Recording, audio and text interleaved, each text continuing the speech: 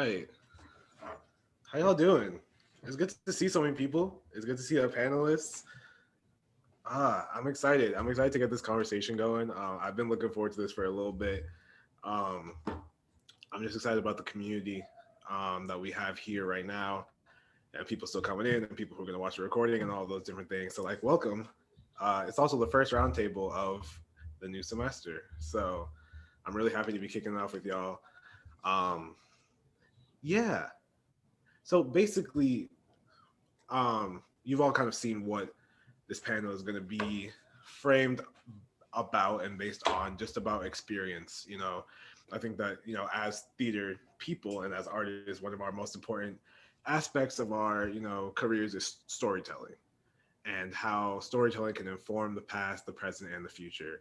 And I think, we do that so vigorously in an artistic sense, but stepping back and really doing it in a practical sense as well, I think is really important. And so we have some incredible panelists who are here to do exactly that and just share their stories and just have a discussion. It's framed as a panel, but, really, I have some questions, but it's going to be a discussion, so panelists don't feel like you need to be like, here's the answer, next question. Like, let's talk about it. Jump on other people's answers, like tag on, ask other questions. Like, that's what this is for. We don't learn anything if we don't ask questions and talk and communicate. And I think that this is a really good time while, the theater world is, how you say, evolving, to break down and take a break and stop looking and start to look at, where we've been and where we want to go. So, all that being said, we have some incredible panelists here. And I was starting to write like introductions and then thought about all the things that I just said and said, like, I want to hear your voice instead. So, um, we're just going to go around and introduce the people on this panel. Yeah. So, going in reverse chronological order, we'll start with D-Way. Hello, hi, I'm D-Way. I use they, them pronouns. I'm a third year theater major, Africana Studies and Creative Writing double minor. And yes, I act on campus. I'm currently in the main stage production of Twilight Bowl, rehearsal starting soon. And I am also in tech for Anna Aubrey's Funny Girl, which will be going up soon. I'm also a poet on campus. I'm in OSLAM, and I'm in Students of Caribbean Ancestry. I'm also the A House RA right now on Saunders' side. So yes, that is what I'm up to currently. Awesome. Thank you. T. Hi everyone, my name is T. Ames. I use they, them, theirs pronouns. I kind of consider myself a part of class of 2017, but I graduated in class of 2019. I was an Africana Studies and Theater double major. And oh God, I did a lot while I was there. Let's think. I was in Max. I was in Acapelicans. I directed several shows. I was in Dessa Rose, What We Look Like. I directed The Brother Size that went up in 2019. Kind of did a little bit of everything, but really enjoyed my time in both African Studies and theater departments. Currently, I am a drama teacher at an independent school called Renaissance School. So I teach theater to like introductory level, but also advanced classes. I also teach something called independent study, so a year-long course for juniors in public speaking and public speech writing. I also am a private vocal coach with a music school called The Front Porch here in Charlottesville, Virginia. And yeah, getting paid to do what I love, which is pretty great. Yeah, I feel like that's pretty much it for right now. Thanks for having me, Sarah. I'm real excited about this. Of course. If you've never been to one of T's Front Porch shows, you're missing out. You're missing out. Preston. Hey everybody, I am Preston Crowder, he, him, his. I am class of 2016. I was a theater major, Africana Studies minor, and I also did a bit of everything. I danced, I acted, What We Look Like, Psycho Beach Party, wedding band, and I directed a few shows. I wrote as well. Did a little bit of music while I was there. So just basically tried to dip my toe into all sort of artistic endeavors while I was at Oberlin. Since graduating, I've continued to make music, and I'm currently getting my master's in playwriting at the New School of Drama in New York. Yes. Yeah, and Preston, you have a show. A little something that you're working on, right? Oh yes, I do have a show, Don't Look Black, that just went up over the weekend with Tennessee Playwright Studio. And actually, sometime during this, I'll drop the link in the chat so everyone can check it out when you get a chance. Yeah. Please, links are all welcome. Please, anything y'all are working on. Last but not least, Heather. Hi, thanks for having me.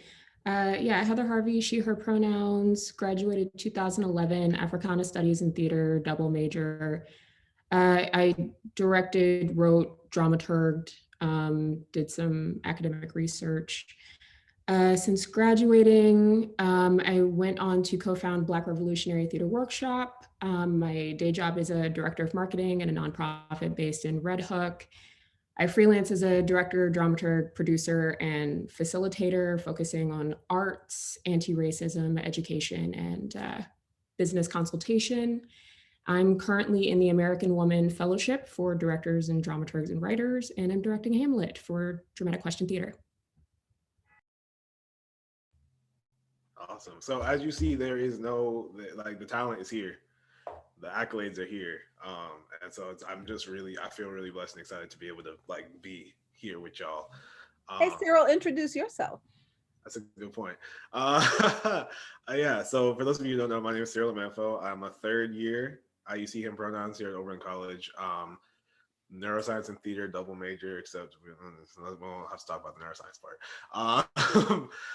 What do I do on campus? A lot.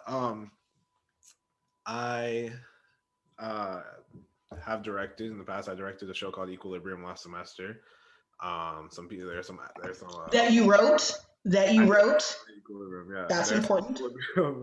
Some Equilibrium alums in the call too. Yeah, so I got to write and direct and perform in Equilibrium last semester. I'm currently in rehearsals for the main stage Fires in the Mirror. So yeah, I'm a playwright, director, actor, dancer, musician. I'm in a band actually with Max a Day, who we've talked about, and just pitch please a cappella, just trying to do as much as I can, create as many stories as I can before my time is up here. So yeah, awesome, cool. So if we could just jump right in, we're just gonna kind of be talking about experience. And we have some powerful, I've been blessed to experience some of your art, from some of the people on this panel, like D-Way, your poetry, T, I've watched you direct up close and taken all of the notes. So it's really cool to now be able to hear from people that I have shared experiences with, and people who I don't. So my first question is, if you were just going to describe your Oberlin experience, as an artist and a creative in 3 words, what would they be and why? And obviously you can elaborate on your 3 words, but if you were just to try to put it all together, what would it be and how did you get there?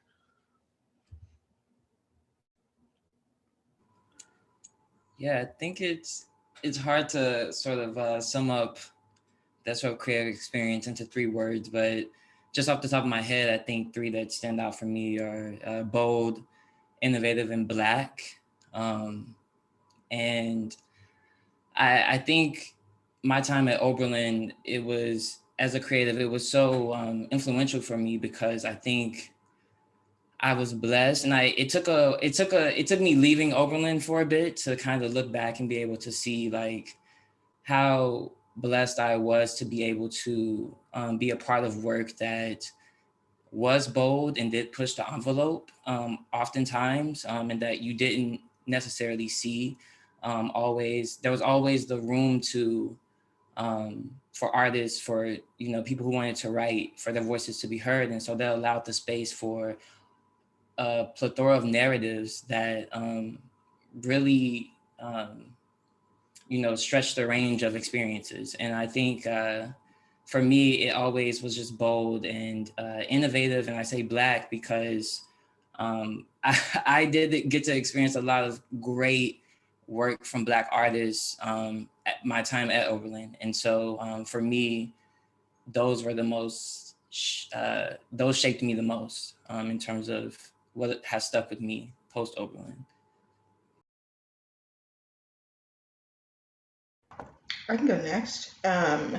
I chose Sankofa for the first, because that go back and get it, I think is really real for me.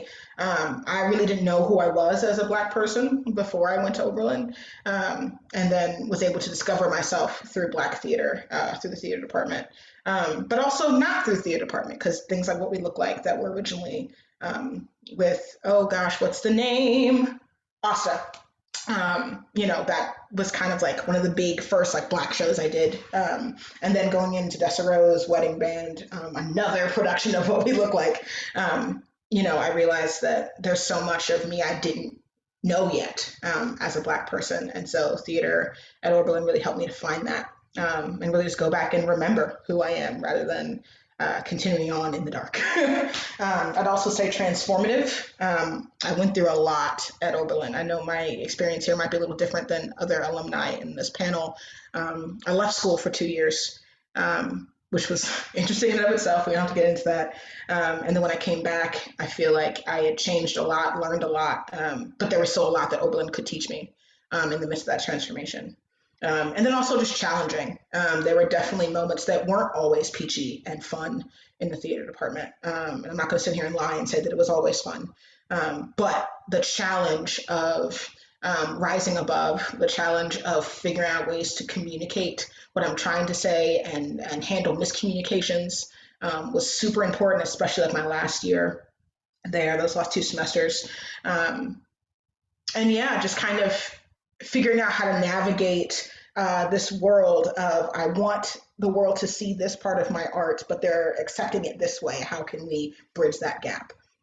Also became a really big part of my time in the theater department. So yeah, Sankofa, transformative and challenging. I can go next. I would say my first one would be abundant. I feel like I got to do 90% of everything I wanted to do when I was at Oberlin, and I had a very rich experience. I'm gonna go ahead and second challenging. And to be real, some of those challenges I straight up made for myself. Like if there was a day that I could choose not to sleep, I was not gonna sleep. I learned self-care later, and I wish I learned it before I went to college. But there are also some challenges that were very much so external, that taught me some really important lessons about what it would be like to work professionally. And beyond that, I would also say supportive. I experienced the type of unprecedented support when I was at Oberlin that I had never experienced in any other period of my life, whether it was like, I don't know, well, oh, Miss Miller and Pastor AG retired, didn't they? But like, I mean, people who were like calling me and just being like, I feel in my spirit that you're not eating this morning, and like making sure that I ate. Caroline, Justin, and Matt were just like, like, this is great that you're working, but also food is a thing and it's here. So yeah, I would say those are my 3 words: abundant, challenging, supported. I can go next. My words are a little discordant. I'm also still like in experiencing, and I have like a few more years to go. But my first word that I could think of was freeing, because I feel like when I came to Oberlin, I didn't really see myself as an artist. I kind of like had to get here and then decide, okay, I don't actually want to major in politics. I'm definitely going to be doing theater things. And that was just an amazing decision for me to make, especially doing OSLAM and having a certain type of platform to speak my personal truth. It was just like a level of vulnerability and intimacy with like audience that I hadn't really experienced before, that I really value and appreciate. And the next word would be diverse, because I feel like I've been given a lot of different avenues of creative theatrical expression, like through like doing like student theater and having the opportunity to do main stage productions and being in an improv troupe and like slam poetry group. Like there's a lot of different like ways that I'm able to connect to the audience and to myself as a performer. And the last one is kind of depressing, but it can be kind of isolating at times, especially currently, because me and Cyril are like holding down the entire theater department as Black students. Like it's just us in my year. And even now, like the second years who are also interested in theater aren't on campus currently. So, and there are no Black seniors graduating. And so it's just like, wow, like I had never experienced being the only Black person in a show until I came to Oberlin. And I went to a majority white, like high school and middle school. And it wasn't until I came here that I was like, oh, wow, like it's just me. And so, yeah, those would be my 3 words. Thank you all. I'm literally just writing down, like, everything I'm hearing. That's the wide berth of words that we just got, just all different experiences, but there are still overlaps. And I want to touch on one of those overlaps with my next question. We talked about challenging and isolating, but we also talked about supportive and freeing. And so my next question would be just if y'all could tell me about a time where, your identity, being Black in this department, served as an advantage, like for you, whether it be about auditions and roles and shows, or whether it be about classes. Like, when was the fact that you were Black, like your identity, how did that help you in your time here?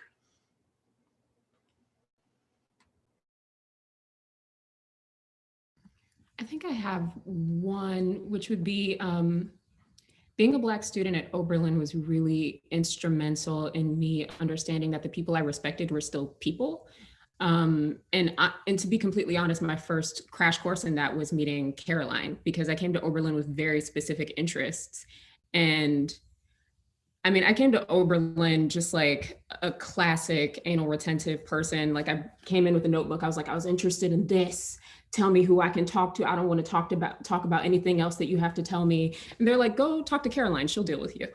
And I got to jump into a bunch of classes with her really, really quickly. And she kept me busy, which I deeply appreciated. But I was also blown away that somebody of her level of expertise was so generous with what she knew. And through being in the Africana Studies department and the theater department, and specifically working with Suke, working as the Africana student liaison, TAing for Caroline, I got to meet some of the people that really shaped my creative landscape at the time. I got to meet Susan Laurie Parks for the first time when I was at Oberlin. I got to meet Toni Morrison when I was at Oberlin. I got to meet Avery Brooks when I was at Oberlin. I got to meet Petronia Paley, who went on to become my mentor when I moved to New York. Like, I called her and she was like, come to my apartment. Like, these were experiences that I'm not sure I would have the career that I have now if, one, I didn't have that access in college, and two, if I didn't have that fundamental understanding that, you're great and you know all these things and you've had all of these wonderful experiences, but you and I are still people, and maybe you'll be generous with what you know.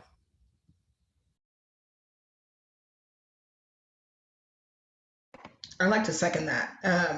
The people that I've met in this department, I still am sitting here like amazed. I forgot, like I feel like I've almost taken it for granted at this point because it's just so normal. But I remember meeting like Dominique Morisseau before she blew up.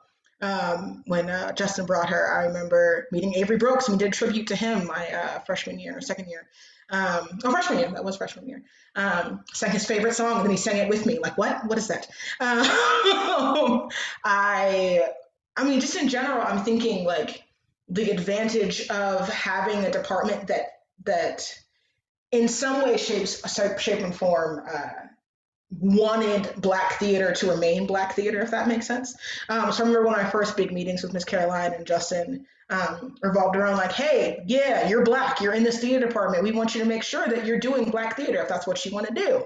How can we help you do that? And I was grateful that, with my year, 2017, that's when I first met Preston. There were a lot of Black theater students at the time. And so we were doing Black shows in the department, outside the department, all the time. Unfortunately, by the time I was around, Suke wasn't as booming as I'm guessing it was when Heather was here. But it still was there. I remember meeting with Justin in Saunders Lounge, just like talking through monologues from For Color Girls. Just because, right? It wasn't even like supposed to be a meeting. The fact that we were able to get to know teachers not only as teachers, but as mentors, as people who mean a lot to me personally. Miss Caroline is still someone that I go to and talk to all the time. Justin and I have brought to Charlottesville to talk to other theater people. And he saw a production of Macbeth that I put together called Black Mac. And so it's just cool that like I have all these connections that I feel like now just feel so normal. But if I was on the outside looking in, I'd be like, wow, that's some privilege right there. Like I don't think a lot of people had a theater program at a PWI that is so largely Black, or at least when I was there, and was able to produce the level and the skill of Black theater that we were able to produce. It's still mind-boggling to me, and it's definitely something that I do miss. So just the plethora of Black work that was able to be put forth and the people who were able to support that, really can't get that anywhere else right now. Yeah. And yes, to third all of that, I think it has been amazing to, obviously being at Oberlin at the time, we're, like T said, there were so many Black theater students and Black performers just in general. And so we had a lot of opportunity to collaborate and to connect. And while you're in it, it felt right, it felt good, and I was thankful. But I think a lot of my gratefulness has really come in hindsight, honestly, because even beyond, I second everything, being able to meet these artists who have shaped, the artists that I would like to become, but also meeting artists on the page as well. Even in my master's program now, it's actually mind-boggling to me sometimes how much Oberlin just like in a lot of ways was just so far ahead of even a master's program in terms of the type of work study, the depth of work study. And I'm always grateful for, and everyone in the theater department, wasn't always supportive of, Black vision, but I think generally majority of the department was always supportive of Black voices. And like T said, figuring out ways to support them. And that's not something you find everywhere. Like it's actually very hard to find, and to find teachers and mentors who believe in Black work and know Black work and honor Black work to the degree in which so many of my professors did for me at Oberlin.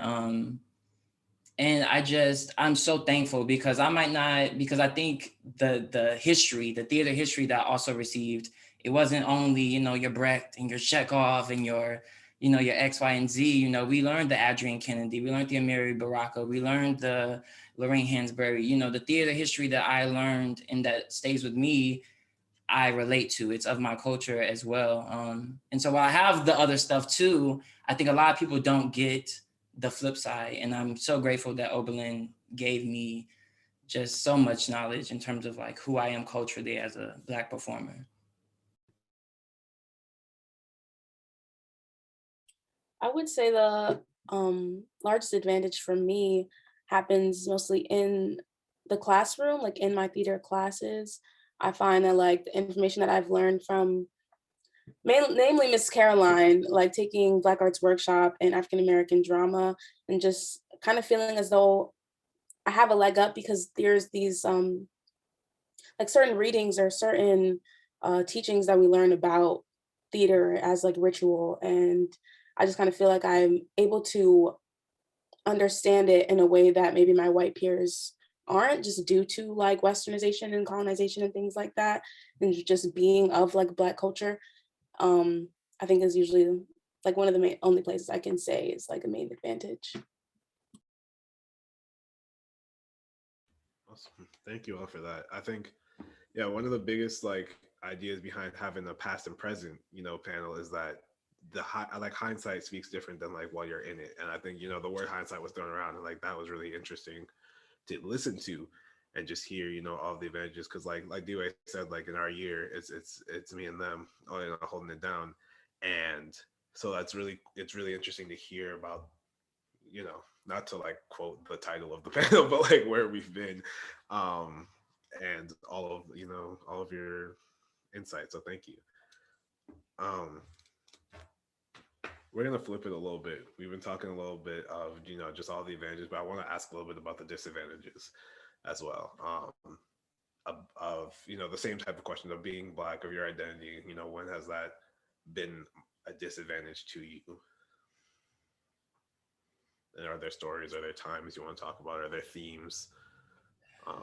Things like that. Yeah. I definitely feel like there were moments where being Black was a disadvantage, particularly like when I was working on my senior sort of show, and one of the professors who I had to work with to do design and stuff like that, I got a lot of like, I don't know, disparaging comments or weird comments in terms of like the presentation of character or the presentation of story. And a lot of it, while there is constructive criticism, I also feel like there's also sometimes a lack of understanding culturally of like where you're entering into a work. And I think I didn't experience this from a lot of a lot of the administration in the theater department, but there were times where I did run into certain people, certain professors and stuff who wouldn't have that cultural understanding, or it would be maybe a misunderstanding. And the microaggressions that can stem from that, and the chipping away of like, oh, am I, and you think that you're doing something wrong, but it's actually like I said, it's a lack of understanding on someone else's part. And so I did experience that at points, but that never really deterred me from, doing what I needed to do. I think for me, looking back, something that I wish I maybe would have had a little bit more of was experiences within the theater department of being Black and queer. Because while I feel like I was very much, like we've said, there was a large support for Black performance and Black art, I think when it came to that intersection of Black and queer, I didn't necessarily get to do a lot of work that was geared towards that identity. And I just think I think I would have wanted more of, that queer Black history within performance throughout my classes and throughout, performance opportunities. I just feel like there was some, but I wanted more. I feel like it, because that history is so rich. I feel like, we deserve to also examine it.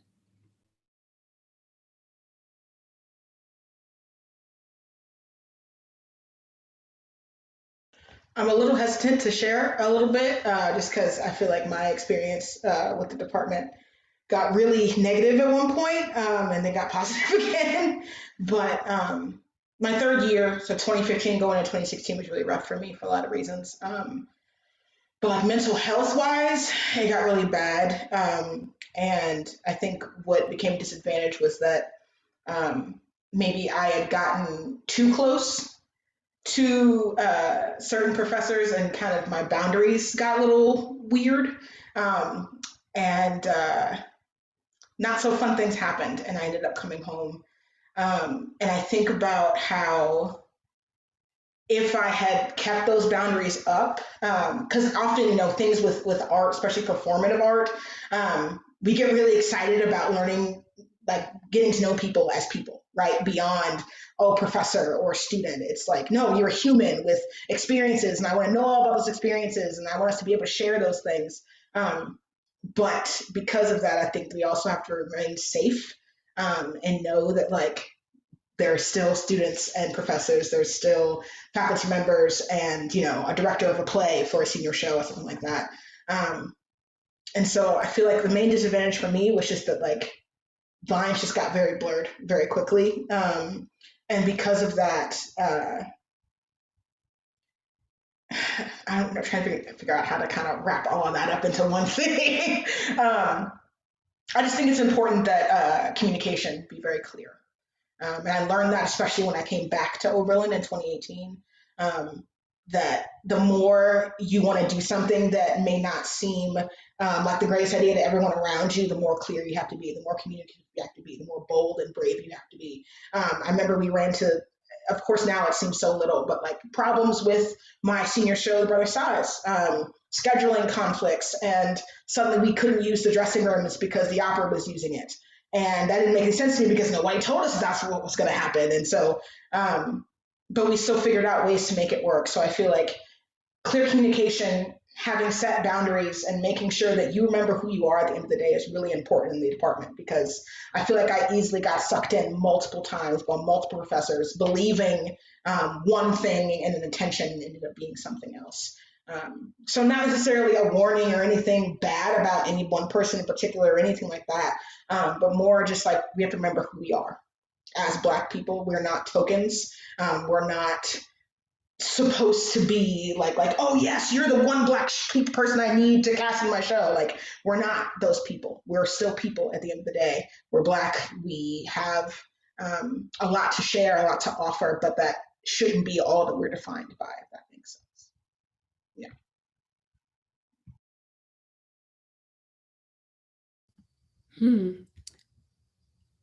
I'm actively figuring out how to articulate this in real time. There are a couple of places where I felt like my challenges were either complicated by the fact that I was Black or complicated by misconceptions of what Blackness meant. The one that always sticks out in my mind is that Oberlin is still a PWI. It's a very privileged environment. And even though it can present itself as a very safe space for queer people, it's not always the safest space to navigate for people who are in the midst of coming out, particularly if where you come from is not safe. So I experienced a lot of pressure to come out really early when it genuinely would have been a violent time for me. And that just wasn't something that was safe for me until I was like 25, 26.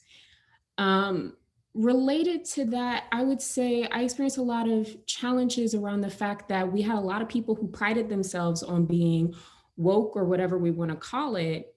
And really what they were being was self-righteous. And there is a difference with regard to creating safe space for people of color who come from impoverished backgrounds, for people of color who are queer, for people of color who are questioning their identities. So there was that. The other thing I would add to that is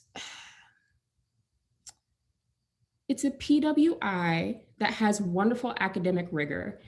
And as somebody who like makes some money doing speaking engagements at colleges, I only now appreciate what I had at Oberlin, but there's still that issue of the white academy treating you as if they're indulging you when you're doing something Black, as if it's not legitimate scholarship. I definitely experienced a lot of that. I definitely experienced with certain professors this sense that I was being tolerated or respected because I performed respectability effectively. And I saw what happened to my peers when they did not perform their respectability. And that sent a message to me about what my career would be like. And it sent a message to me about how my shows or my projects would be perceived if I worked with certain people, despite the fact that there weren't a lot of Black people at Oberlin. And then the last thing, I'm going to ask a qualifying question here. How specific are we allowed to get? You know, I'm gonna give this. I don't think there are rules of any kind. I think it's whatever you feel comfortable saying. I feel comfortable throwing some shade, and if anyone feels uncomfortable with it, blame me. Here's what I'm gonna say. History of Western theater is a really important thing to teach. However, it's also important that we recognize that when we purport that we're teaching the history of one of the oldest mechanisms of arts and ritual and representing culture, that when we're telling significant proportions of the world that they don't have a place in that history, that's problematic, especially when it's a cornerstone of the program, especially when you have people active. And I can't speak for any other, 4-year period, but when I was there, I came to Oberlin with a dramaturgy background. I came to Oberlin with a dramaturgy background, specifically going to Caroline because I appreciated the unique background that she offered students at Oberlin that I didn't see when I was visiting other campuses. And when I'm going to history of theater, and it's supposed to not only make up for the history of theater, but it's also supposed to make up for our understandings of criticism and dramaturgy, and there's no representation, period, of anyone with a drop of melanin, not only is that academically dishonest, but it's telling everyone that they don't serve a place in the history of their art form. That's so trash. That said, I had a great time in that class. I literally TA'd it for 2 years, but that is some of, that's just like one of the things that I look back on. I'm like, Oberlin is too good a school with too rigorous a method of study and too good a faculty to have let that slip for at least 4 years. That's it. Hey, Cyril, do you mind if I just throw in a point of information?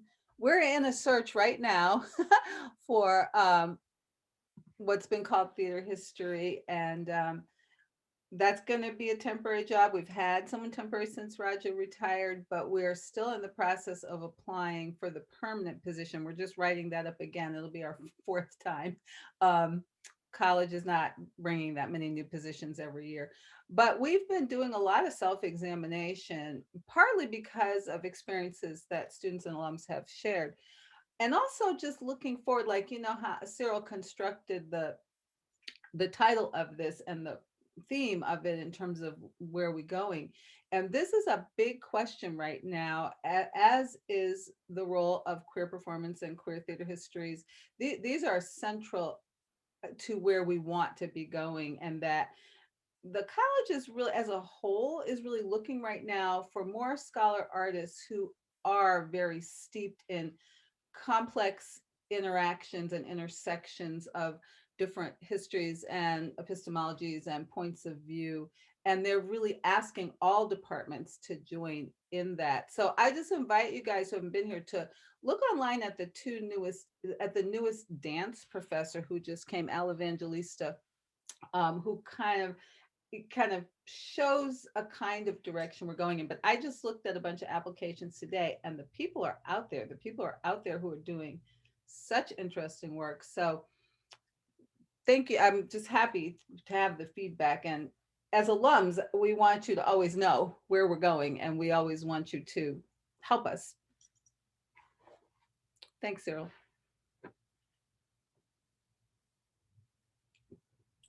I'm a little nervous about speaking about my personal disadvantages because I still go here, you know, but I have had some experiences that I've learned from personally, but yeah, I guess just like being in shows, like I had already mentioned before, like being the only Black person in a production presents its challenges, and it's kind of like when, also just because of the nature of the theater that I've been doing as like contemporary, and it's not really written, the characters aren't written as Black people. So it's like having to invent the Blackness of a person along with having to invent a person.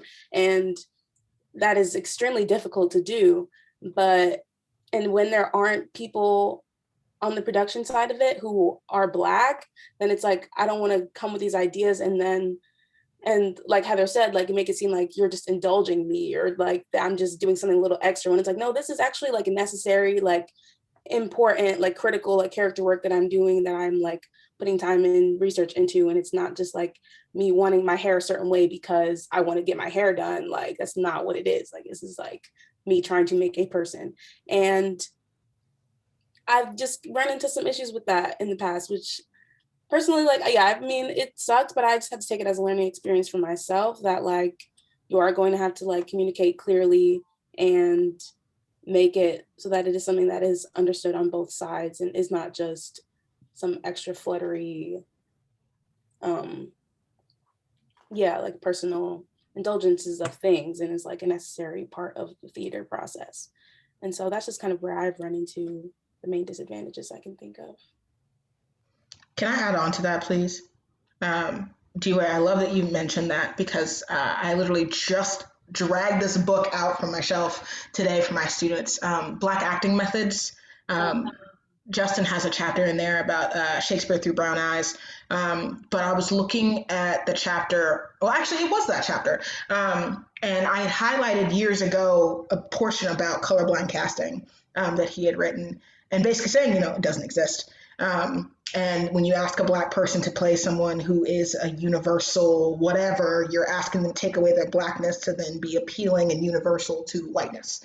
And I think that was both a striking advantage of being a Black student in the theater department, but also a disadvantage because once you're aware of things like that, everything seems wrong.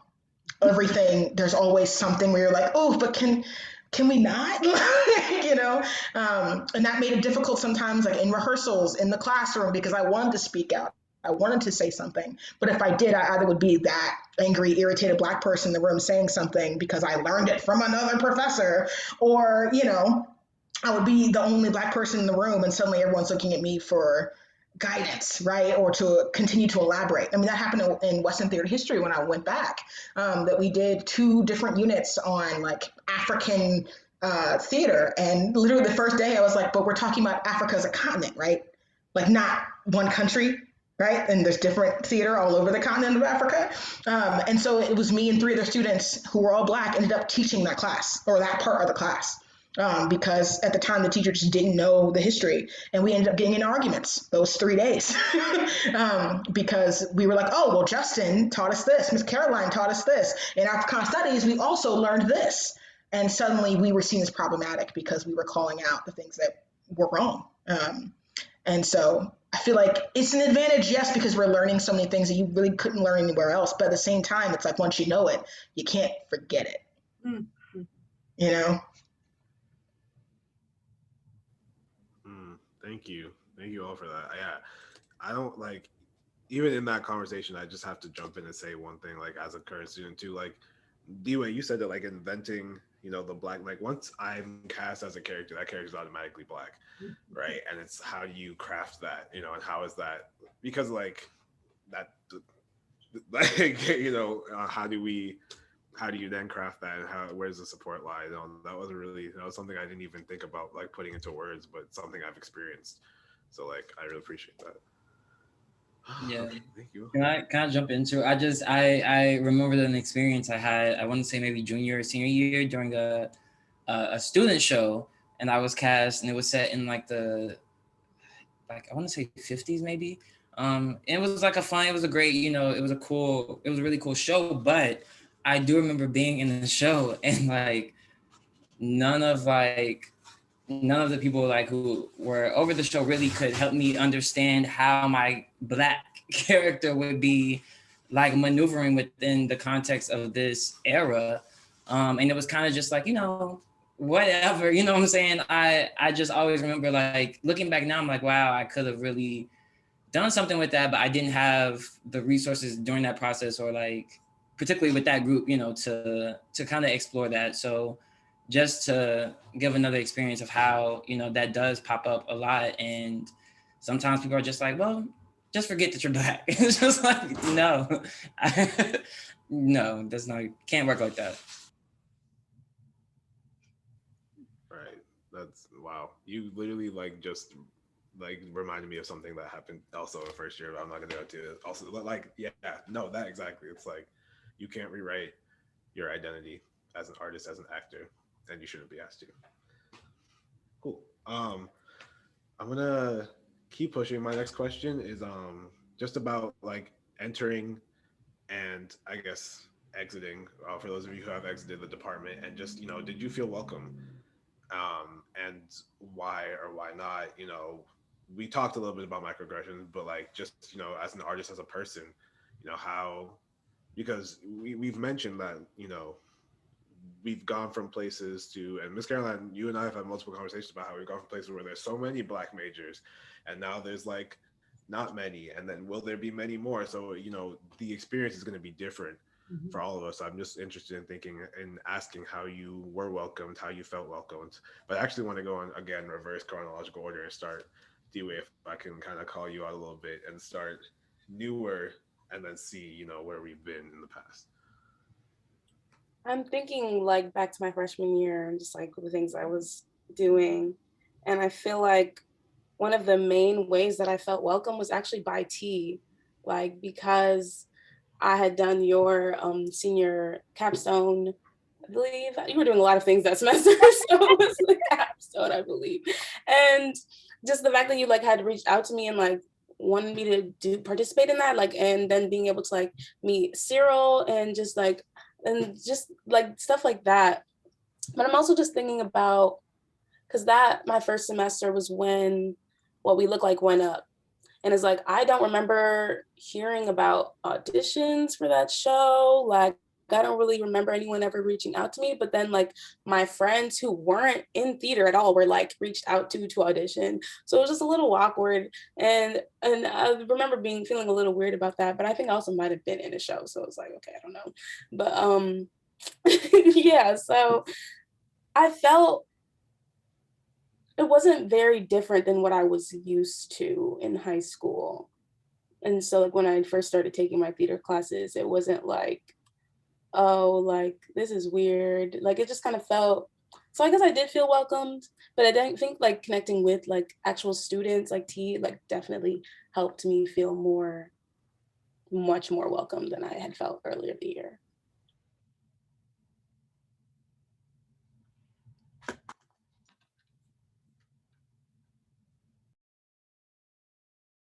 Should I go next since I was like second past? Okay. First of all, D-Way, I love you so much. Oh my God. Actually letting you know right now, let everyone know I'm directing the show I did as my senior capstone that I wrote an African-American drama in 2014 as a radio play.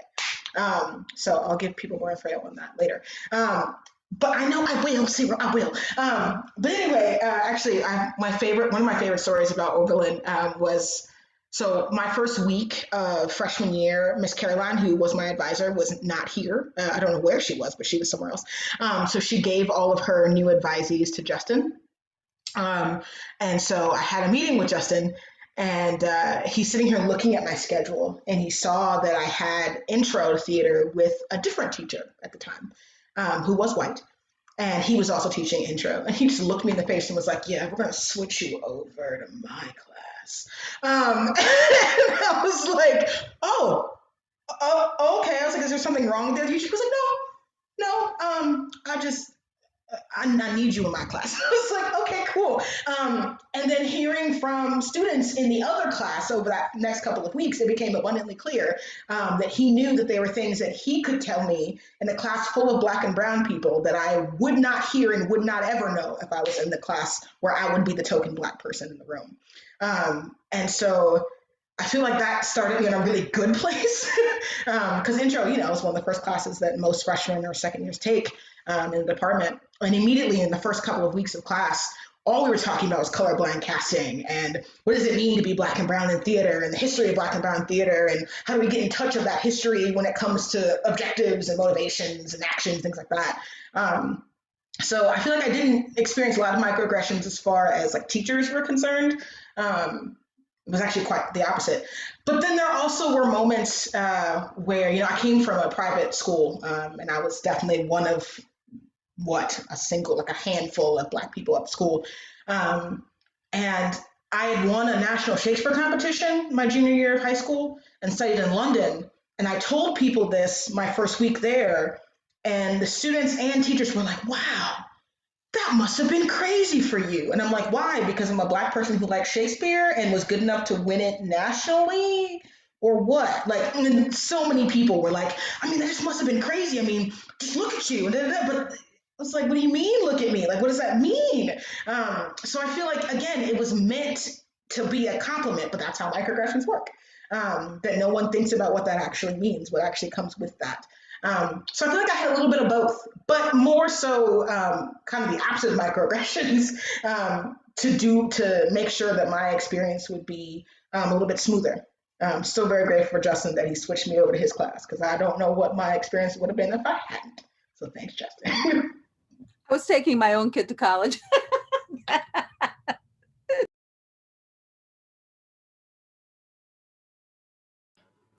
Yeah, I feel like coming into Oberlin, the theater program, I definitely felt welcomed. Justin was one of the first professors I met, and I think I also took intro with Justin. And so entering the theater curriculum, that kind of set the precedent and the tone for like what I kind of expected my experience to be like.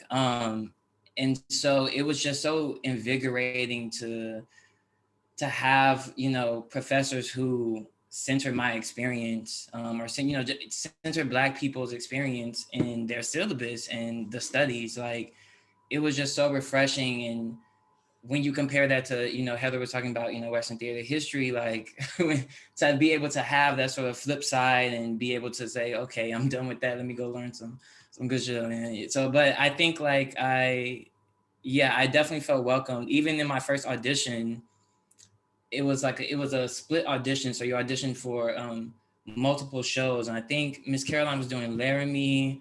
And then there was like some other student projects. And I didn't sign up to audition for a Laramie project. And I just remember Miss Caroline in the audition was like, so are you not going to audition for a Laramie project? And I just remember thinking, wow, she like wants me to audition. Like, okay, that's like really cool. But just like different moments like that of just like, literally reaching out and being like, let's come this way.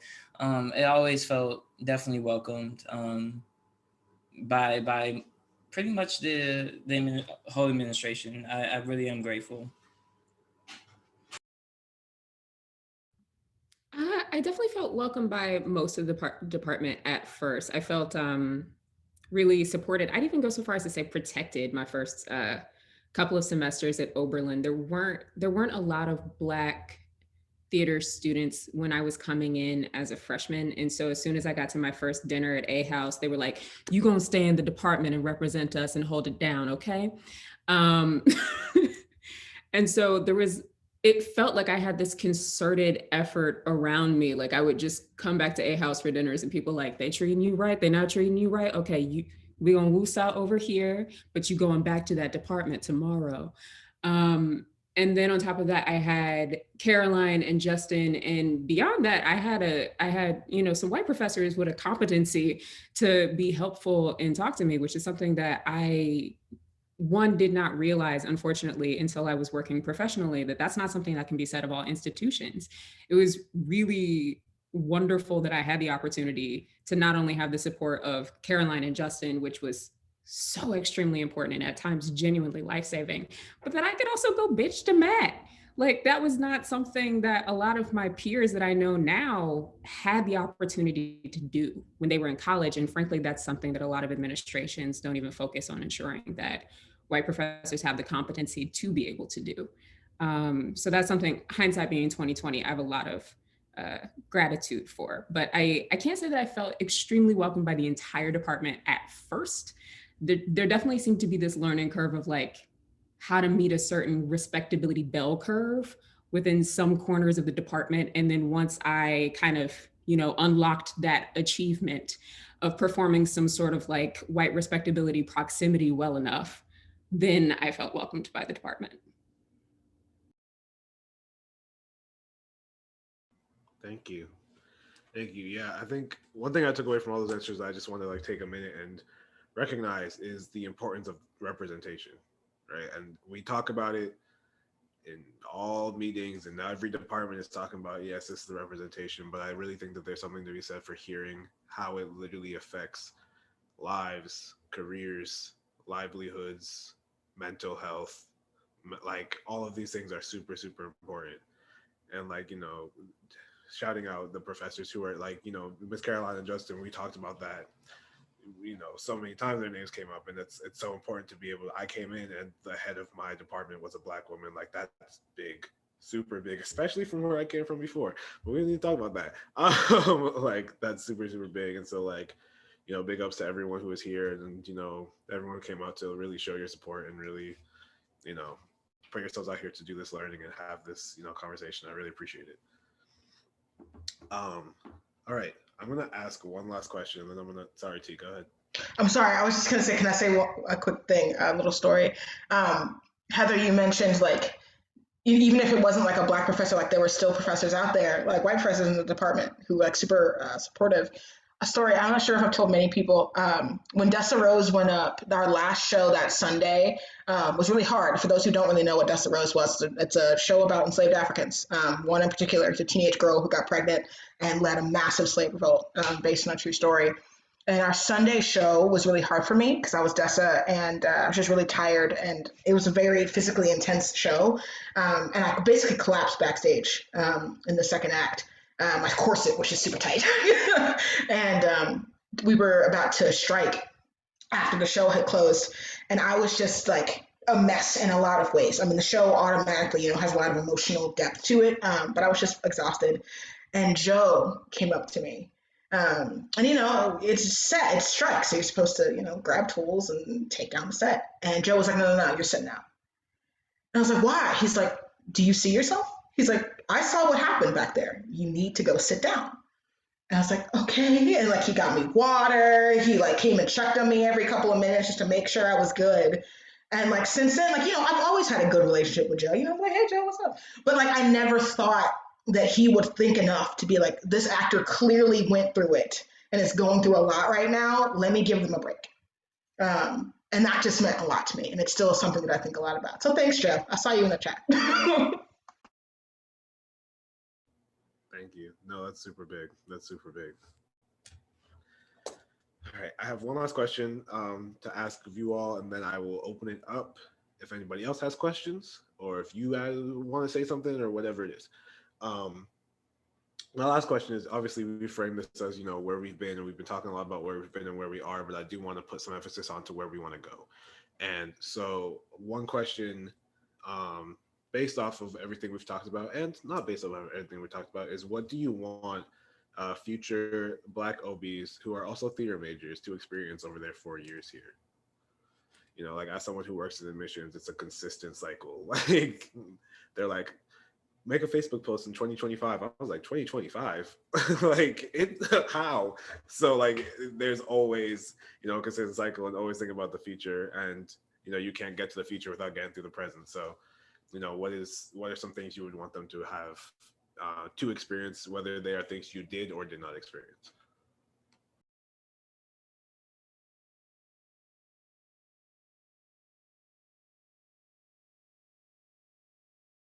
Don't tame yourself for anybody. Sorry, D-Way. I was about to say, I was muted. I was just going to tag on to say that right now, the advancement/development office is asking every department to write like, what is your future vision in your field and in your department? So having all of you contribute to that, hugely important, however you want to contribute. Do you want to go ahead? I guess I would just like to see like shows that are written for Black people, written for people of color, to be in them without having to like that is what the show was written to do. I feel like y'all got to experience that, and I like have yet to, so I would really appreciate that. And I would coming next year. Yeah, I'm waiting on it. Sorry. Oh my God. I have to just say one thing. Jessa and I inadvertently, for many reasons, missed directing cycles. And so I feel like the people in D-Way's and Cyril's classes and also the sophomores, you all have been disadvantaged between that and COVID. So we're trying to, do better next year. I was going to say, don't tame yourself for anybody. Don't take down the Blackness a few decibels just to appease somebody. We learned that multiple times in multiple different ways. I remember, and Miss Caroline, we always get this story mixed up, and so I'm just going to say it the way that I remember it. That like when What We Look Like first came through, when I was a freshman. Wait, Preston, were you a second year or third year when What We Look Like first happened? I think it was third year. I think. Okay, so I was a second year then. But I remember that year when BJ proposed the show. I remember they were looking for support from the department. The department was like, and so we ended up doing it through ASA and killed. Every single show was sold out and they're crazy. And we think back to that and tell these stories over and over. And I remember Miss Caroline's always like, oh, but we wanted the show. And I was like, yeah, but you said no. Like, so we did it our way, the way that we knew we wanted to and the way we could do it. I'm sure you're right. You are definitely right. Whatever you remember is right. And even when I think back to like Brother Size, when I directed in 2019. I mean, I remember getting multiple looks from like Joe and Jamie and Chris, like, you want what? You want the set to look like what? And then you want me, all right. Like, and not because I feel like they were judging me, but just because, it was a little weird. But we had a plan.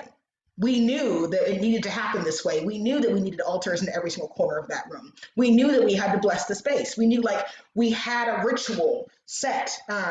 So no matter what people say, no matter what they be looking like, it doesn't matter. Do you find a way to do what you need to do to get your art across? So D-Way, I know you be over here writing. Don't act like you haven't. So if you need to put up a show, pull a Cyril, pull a BJ, okay? Senior capstone proposal, D-Way, senior capstone proposal. I'm like, find your way to tell your stories because other people are not going to do it for you, right? And like you said, like, there was definitely a wave of Black theater, and then it dawns down a little again, then it gets bigger again, and sometimes you're in that low. It doesn't matter. You got to make it work, friend. Truly tell those stories. Please, please do. I remember Cyril, I remember when you were a freshman, dude, and you were very like downtrodden and very upset that you didn't have opportunities to act and write and produce and direct the way that you wanted to. But you buckled down and finished a script, and here you are with an amazing, multiple amazing scripts, like flourishing and thriving in ways that you thought and told me that you thought you never would because you thought the department wasn't going to support it. Do you. Don't ever let anyone tell you different, period. That's all. I'm done. Yes, and that's the word. I think something that I hope that theater, especially Black theater students moving forward, get to experience is the ability to try a bunch of different things. Kind of piggybacking off of what T was saying. I hope that you all get the chance to write, and that you're pushed to direct, and that you're pushed to act and do different things, because I mean, honestly, for me, I got to do a lot of different things through it. I got to direct, I got to write, I got to act, I got to do a lot of it. And I think it was so grounding for me once I left Oberlin, because there were times I would audition for, I wasn't getting acting roles, but I could find myself assistant directing or doing something like that, or submitting plays or something, so I think giving, Black theater students in general, the chance to try a lot of different things, because the industry is large. There's so much to do, and when one thing isn't happening, you figure out ways to take your talents and shift it to something else. But there's a thread, and I feel like I hope that students get to find that thread, because it's so helpful once you leave the institution. I agree with everything everyone's already said. I would just add to that, take advantage of every opportunity. That's the big thing that I really hope Black students in particular do over the course of those 4 years. Like the number of things I got to get away with when I was at Oberlin, and the way that they aided me professionally. Like I came to Caroline, Paul, and Justin was like, I want to direct Slave Ship. And they were like, all right. And I mean, truly to this day, it's something that benefits my career, that I have set photos that I was able to, like go to Joe and like the folks in production and be like, I'm going to turn Little Theater into a slave ship. And they're like, okay. Or my senior honors project, I got to do 2 shows in rep back to back over the course of like a Wednesday through a Sunday. And they were just like, go do it. You will never be in a position again where you can write, direct, and produce your own shows, cast it with exactly who you want to cast it, and have academic and artistic support and a budget freely. Do you know how many grants I have to write? It's a whole different ballgame now. The other thing I would add to that though is like, take advantage of every opportunity, but like sleep, eat, hydrate, work out, like go outside sometimes. Just please take care of yourself. As somebody who didn't and it got bad, like I really want Black students to take care of themselves and recognize that all the things that you do matters, yes, but your wellness also matters too.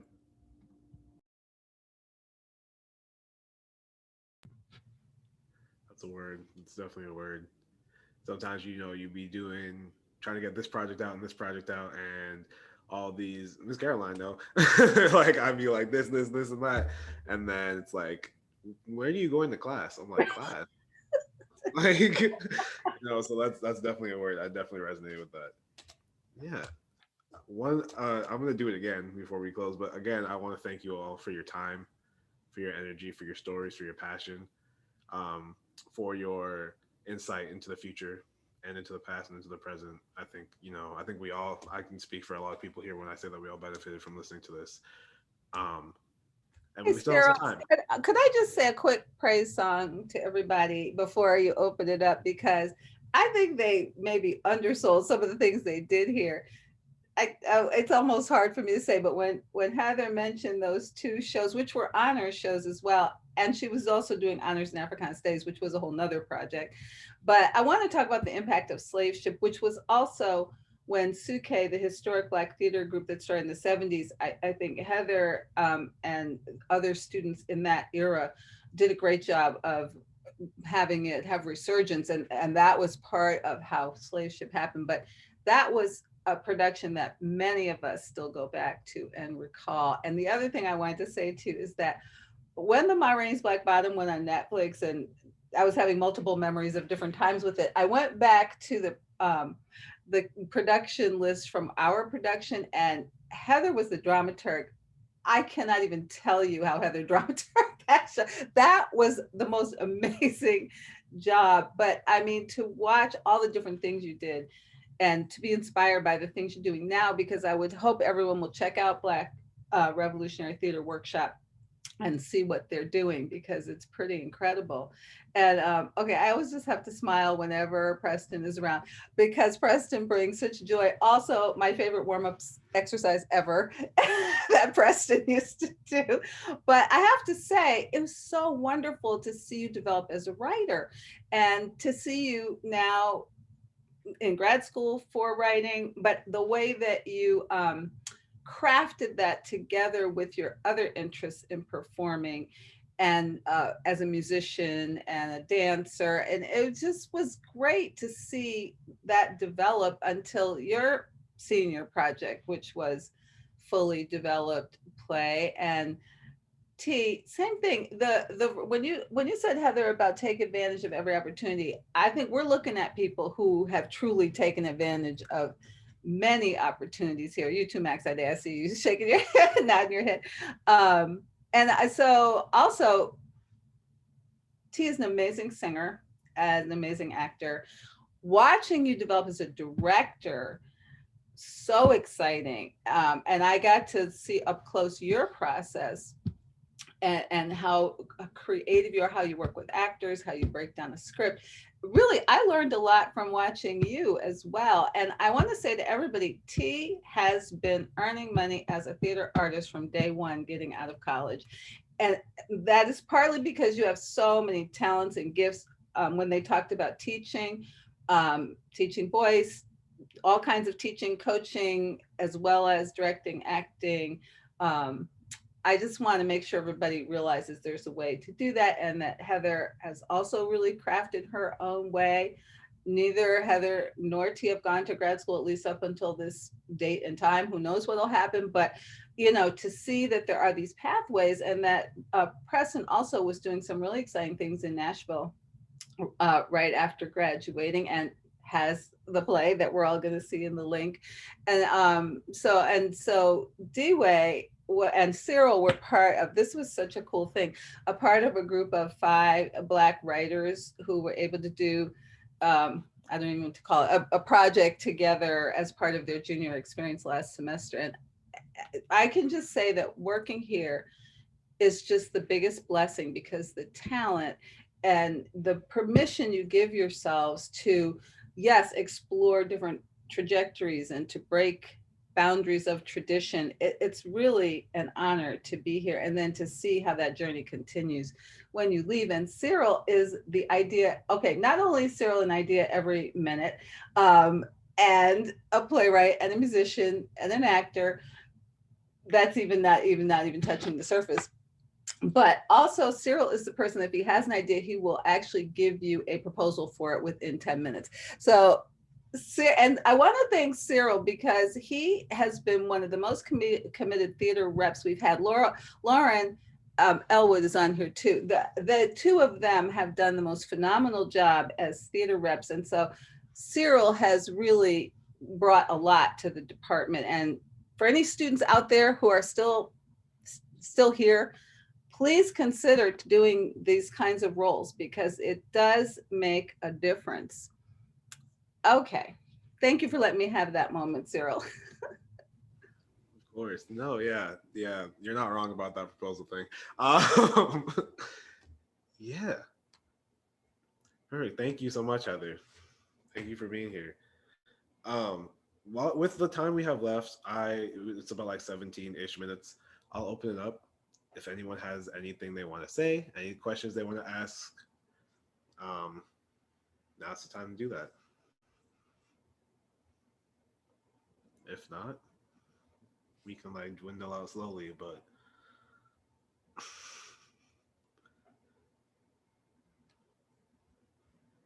don't all jump out at once.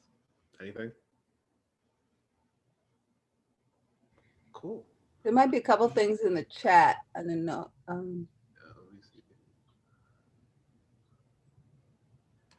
I love to see Gemini respect in the chat.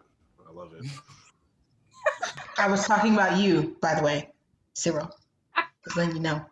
Okay. As a fellow Gemini, I understand. Need the Gemini respect. Awesome. In that case, My 3 favorite Geminis are on this call: Cyril, T, and Miss Caroline. Oh, you know what? I wanted to alert everyone to something. There was this amazing symposium that the conservatory put on Saturday about decentering the canon, and the 4 scholars who were on there were phenomenal. And a lot of what they said could easily apply to theater. They also talked about museums, and it's going to, I don't think it's up yet. It's going to be on something called Stage Left that the conservatory has been running, but please look for it. And the other thing is there are a lot of wonderful, amazing Black history events coming, but one I wanted to point out is a filmmaker named Lisa Cortez is going to be doing an interview. She was a student I worked with when she was at Yale, so I just pre-interviewed her yesterday, and you guys really want to hear her. And so alums, sometimes we don't get all the information out to you, and just if there's anybody else who's an alum out there besides the panelists, please make sure that we have you on our mailing list so that, especially now in the virtual days, so because you can come to anything.